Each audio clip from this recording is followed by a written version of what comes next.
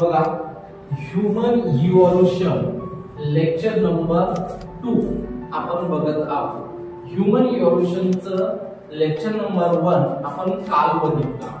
Human evolution हा point थोडासा आहे की ओके लास्ट आहे, त्याच्यामुळे ह्यूमन इव्होल्यूशनचं lecture number 1, lecture number 2, lecture number 3 आणि लेक्चर नंबर 4 असे 4 लेक्चर राहतील ह्यूमन इव्होल्यूशनचे। तर आपण आज बघणार आहोत ह्यूमन इव्होल्यूशन।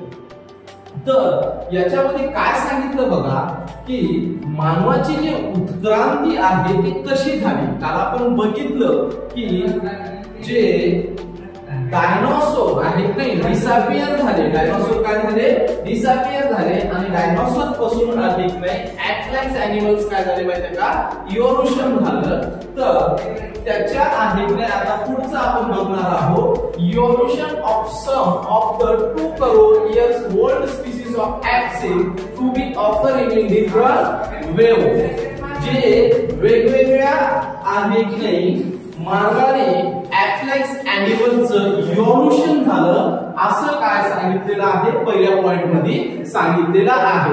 जे ॲक्टलाइज एनिमल्स आहेत ते ॲक्टलाइज एनिमल्सनं आणि वेगवेगळ्या मार्गाने काय केलेली आहे उत्क्रांती केलेली आहे आणि ते उत्क्रांती वेगवेगळ्या मार्गाने केलेली आहे। मग आता दुसऱ्या पॉइंट मध्ये ते मार्ग सांगितलेले आहे, म्हणजे काही एनिमल्स काय करू लागले हँड्स हाताचा उपयोग करू लागले, काही एनिमल्स आहे की नाही ओके अन्न ग्रहण करू लागले आणि असे अनेक दुसरे कामं आहे की नाही एनिमल्स करू लागले। हे दुसऱ्या पॉइंट मध्ये सांगितलेलं आहे। मग तिसऱ्या पॉइंट मध्ये काय सांगितलं बघा those act started to live on land as the forest started to be and due to their environment। म्हणजे काय सांगितलं बघा की हे जे ॲक्ट्स लाईक एनिमल्स होते हे झाडावर राहायचे, मग झाडावरून हे जमिनीवर लँडवर हे कसे आले तर काय झालं माहित आहे का की जे झाड आहे हे झाड काय होऊ लागले माहित आहे का वेगवेगळ्या नैसर्गिक आपत्तीमुळे आहे नाही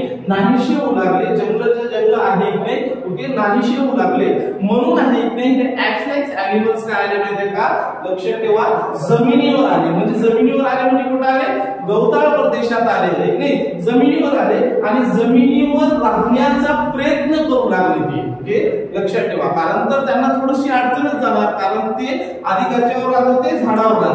मग नंतर हे झाड काय होऊ लागले माहिती आहे का पूर्णपणे ओके नाहीसे होऊ लागले, वेगवेगळे आहे की ओके जंगल जे जळू लागले त्याच्यामुळे वेगवेगळ्या नैसर्गिक आपत्तीमुळे, तर हे आता जमिनीवर राहण्यासाठी आले आणि जमिनीवर राहण्यासाठी आल्यावर त्यांनी काय केलं माहिती आहे का स्वतःमध्ये आहे की नाही चेंजेस होऊ लागले। जमिनीवर राहिल्यामुळे त्यांच्या शरीरामध्ये चेंजेस होऊ लागलं। Their pelvic girdle development in such a way that they started to stand in erect posture in the grassland and their hands become available for use any time।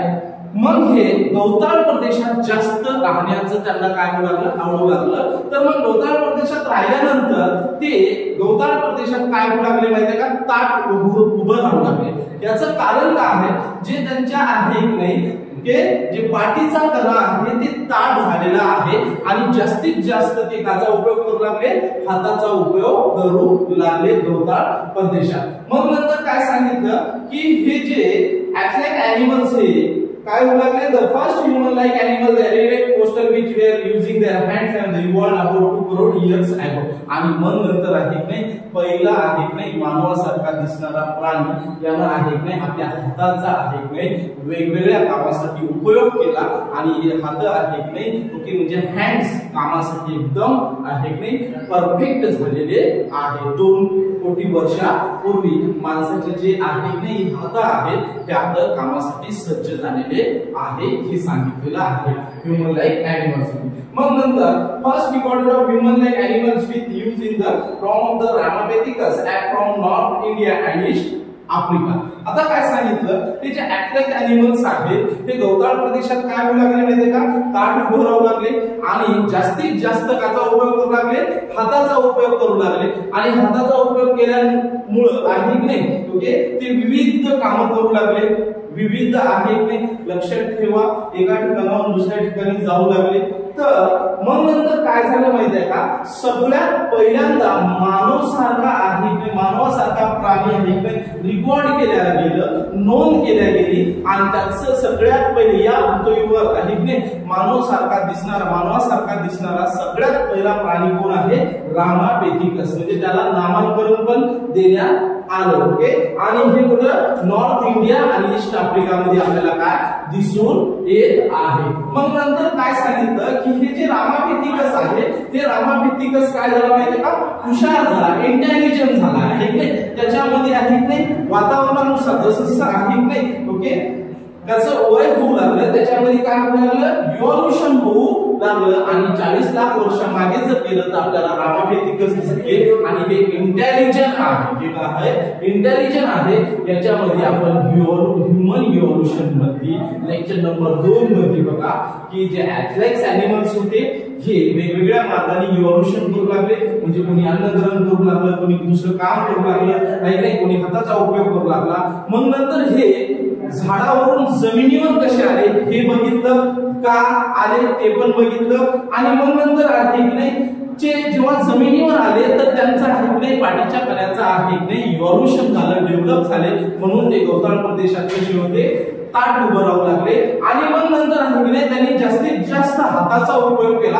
आणि हाताचा उपयोग केल्यामुळे काय झालं, त्याच्यामध्ये इव्होल्यूशन झालं, हे आपण बघितलं. आणि पहिल्यांदा मानवासारखा प्राणी आहे की रेकॉर्ड केला गेला, नोंद केल्या गेली. आणि त्याचं नाव पण देण्यात येतं. त्याचं नाव आहे रामापेथिकस. आणि ही कुठं सापडले, नॉर्थ इंडिया आणि आफ्रिकामध्ये सापडले. आणि हा रामापेथिकस पुढे चालून काय झाला माहितीये का, इंटेलिजंट, हुशार ओके झाला. हे आपण ऐकलंय ह्युमन इव्होल्यूशन लेक्चर नंबर 2 मध्ये आहे की नाही थोडं बघितलेलं आहे. ओके.